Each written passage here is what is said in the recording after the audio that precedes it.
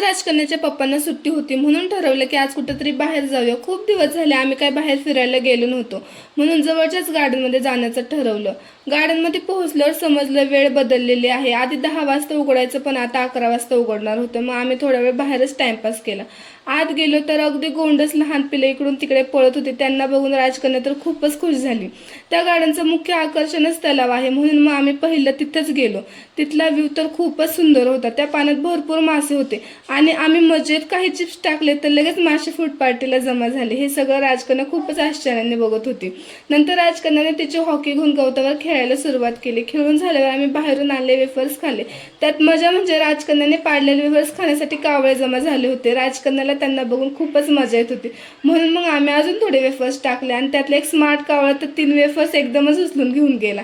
हे बघून मला तर खूपच हसायला आलं। घरी जाताना म्हणलं बाहेरचंच काहीतरी खाऊन जाऊ, म्हणून मग मिसळपाव घेतला आणि मस्त एन्जॉय केला।